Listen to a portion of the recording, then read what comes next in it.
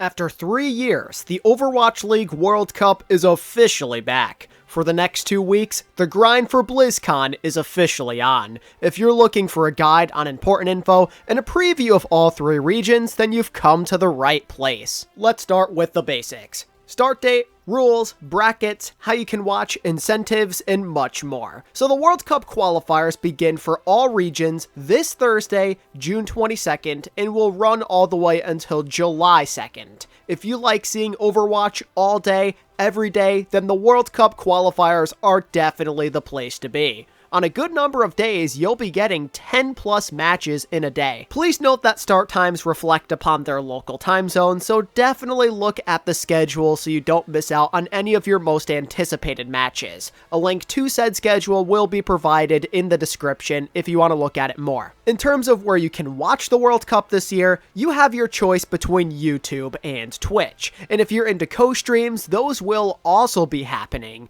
Creators from both platforms are allowed to hold watch parties, so keep an eye on your favorite creators for potential stream content. In years past and in seasons past for the Overwatch League, a lot of Twitch streamers have been turned off because they weren't able to stream it on their channels, but this is a good opportunity for them to farm that engagement now, so don't be surprised if a lot of popular Overwatch creators do end up tuning in. And it gets better because there's some cool stuff that you can earn just by tuning into these streams or by making some purchases. On Twitch, you can earn a number of cool things, such as a spray, player icon, and most notably World Cup theme skins for Winston, Zen, Ball, and Ramatra. And you can start earning them literally right now just by tuning into any Overwatch stream with drops enabled. Alternatively, if you don't have the time, but you're still interested in getting some World Cup gear, there's an APAC, EMEC, and America's bundle for purchase. Alternatively, if you don't like the World Cup skins, there's also at some point going to be a legendary Ocean Goddess Sojourn skin available for purchase as well. Some of you might be saying, why on earth would I spend my hard-earned money on Blizzard?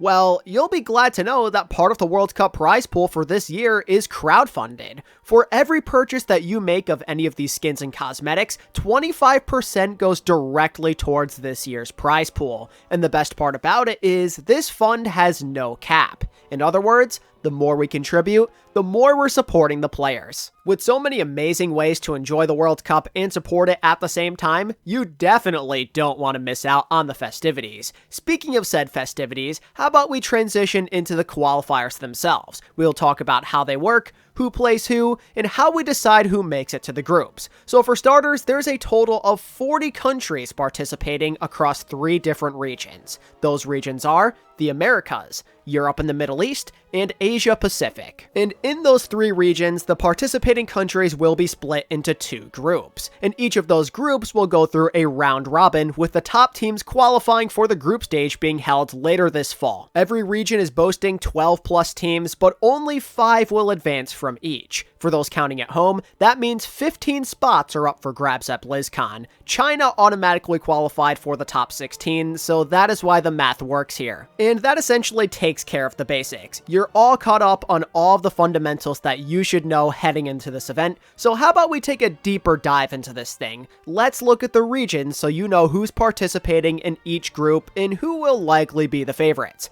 Let's start with the Americas. The only real teams of note most likely are going to be Canada and the United States, who are both in Group A, which means they'll actually play in what could be a pretty good match. And said match will be very important since the winner in all likelihood walks away with the highest seed out of Group A. These 2 countries boast some pretty big names this year. The United States you're likely all too familiar with. This team most notably consists of former and current Toronto Defiant players, which might be a cause for concern given their recent struggles. But luckily for Team USA fans, recently this was accounted for and slightly diminished, as OG and Speedily recently got moved down as reserves and have been replaced by RuPaul and Aspire on the main roster. It's a pretty good move by Team USA that just might save them from totally underperforming. The current 7-man team is much more balanced now, with the only true glaring concern probably being how RuPaul and or Violet do in the main support support role. It's the right move to bench OG, but RuPaul and Ultraviolet may have to get creative to make this partnership be a successful one. Generally speaking though, the level of competition in the World Cup is quite inferior to that of the Overwatch League, so if you're a Team USA fan, I wouldn't panic just yet.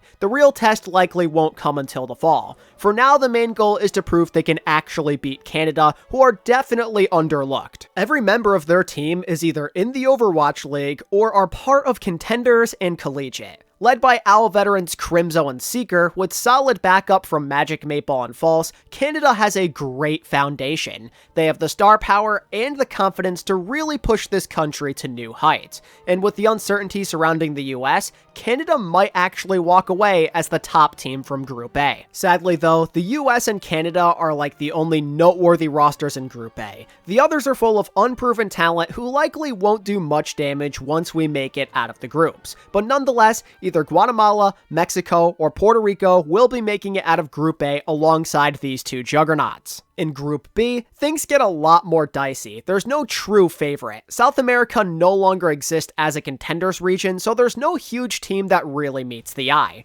Most notable names from the scene have retired and moved on to something else completely, or are currently retired and are just competing in this tournament for fun. I can't even begin to tell you the number of players who retired in 2021 playing in this one group. It's kind of ridiculous. I'd say there's like two teams that kinda jump out at me in South America. One is going to be Colombia, and the reason for that is because alexyOWL is playing for them. The Philly Fusion legend has a massive fan base, and many people have been waiting for his return, so watching him on Colombia could be pretty awesome, and he might just carry them out of the groups. The second country that at least kind of interests me is Brazil. Their entire roster consists of retired South American contenders players literally from 2 years ago. Because you at least kinda know what you're getting from these guys, even if it has been a while, they might actually be one of the favorites to make it out of the groups. As far as I can tell though, there's really no clear favorites. Anyway, here's who I've got advancing from both groups in the Americas region, and something worth noting with every single region is that Group A has 3 teams advancing and Group B is only going to have 2. So in Group A,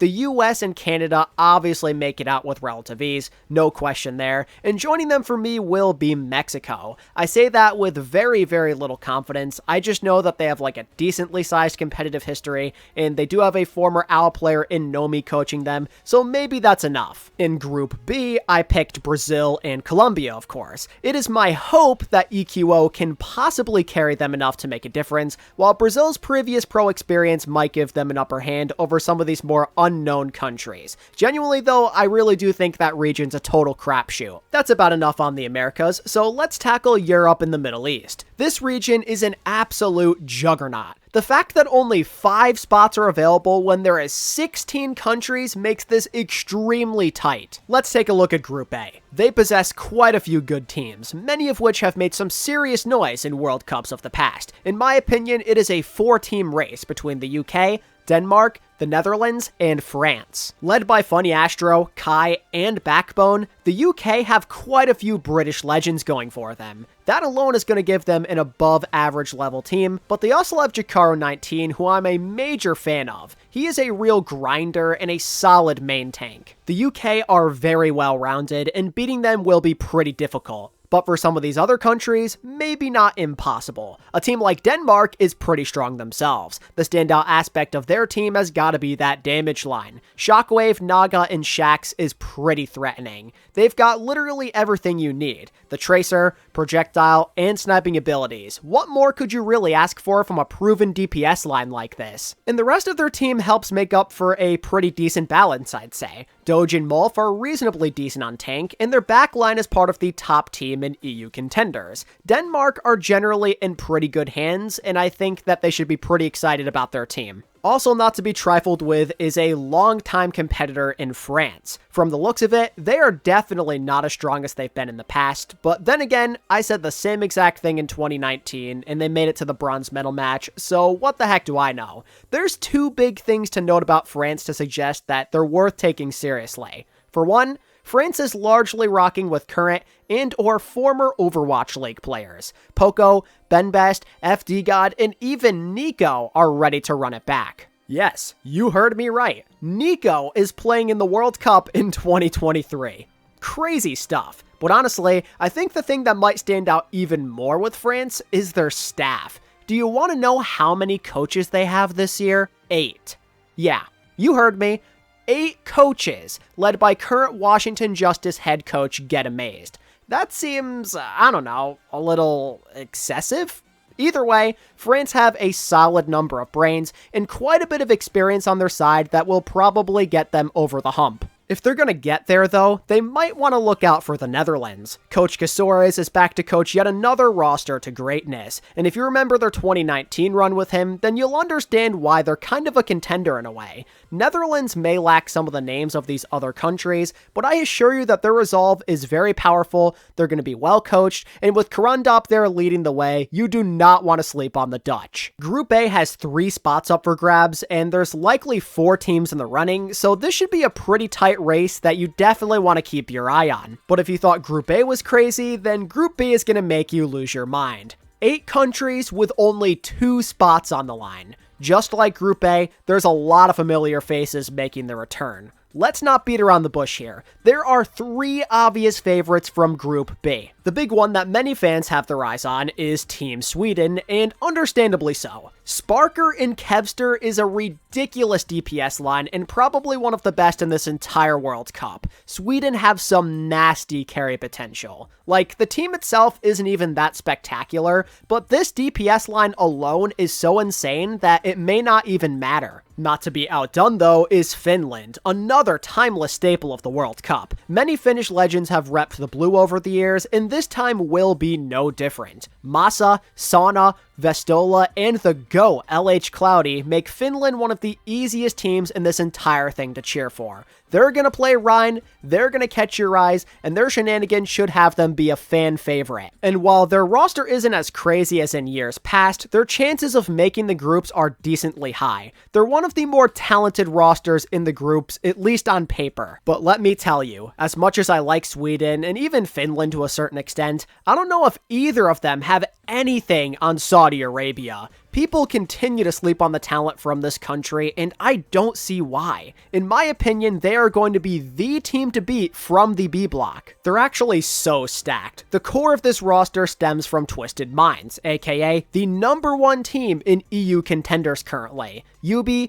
Courts, and KSA go absolutely hard. We've seen their talents in contenders, as well as the Pro-Am. We know what they can do. But then you add in Sir Majed, and famous ranked ladder player in Faragad Yazan, and you really start to understand what makes this roster so special. The last time this country made it here, they were on the rise. But it has been 4 years since then, and their competitive scene has grown greatly. This is their chance to show the world, once and for all, just how dangerous they really are. With that in mind, here's the 5 I've got advancing from the EU conference. From Group A, I've got the UK, Denmark, and France. UK and Denmark are very stacked. I think their spots are likely guaranteed, but it's the 3 spot where I had some trouble. The Netherlands and France are both good candidates. I don't love the French roster this year by any means, but I feel like their chances are a bit higher when considering how big they are tryharding. Literally, they have 8 coaches on their team. How can you go against that? In Group B, I'm going with Saudi Arabia and Sweden. Saudi Arabia is the most well-rounded roster, while Sweden have the most top-heavy star power. Other than that, it's time to move away from the EU Middle East Conference and take a dive into the Asia Pacific. And right off the rip, we can say with 100% confidence that only 2 spots are up for grabs in Group A.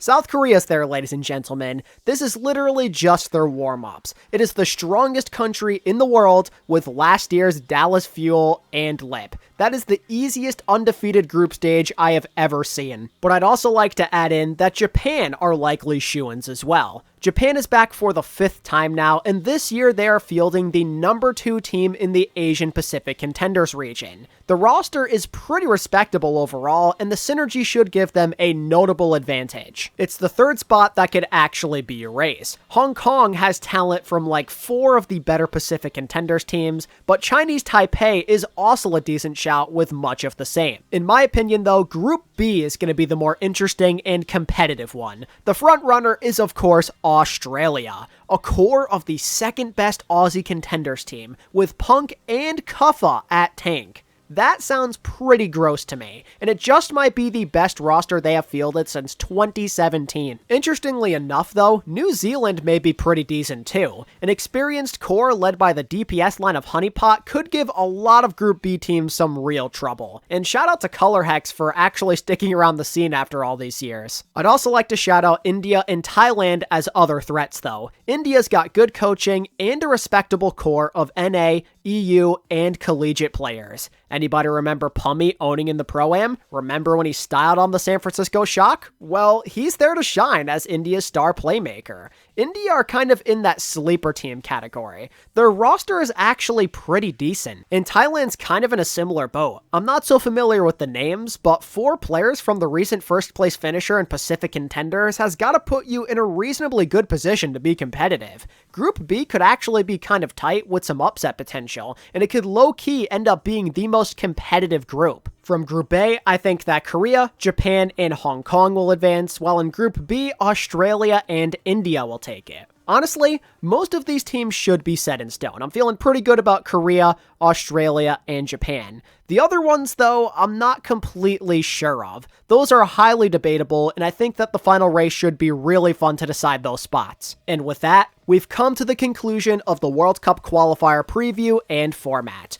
There is your explanation for how the Overwatch World Cup qualifiers will work in 2023. There is a ton of international Overwatch about to be played over the next 2 weeks. It's actually going to be so sick. Like, I don't think any of the newer school fans who recently came aboard understand how hype this is. They never got to watch a World Cup during the year it actually happened. And for a lot of us old school fans, we have been waiting 4 years for this moment. It's like a dream come true to have this type of marathon again, to be able to unite with fans across the entire world to watch the World Cup. It's a staple of Overwatch esports history, and I'm so glad they brought it back. Let me know your thoughts and predictions, as well as how hyped you are for the World Cup in the comments below, and make sure to like this video and subscribe to the channel if you want future Overwatch World Cup content. This has been ATP, and I'll catch you on the next one. Peace.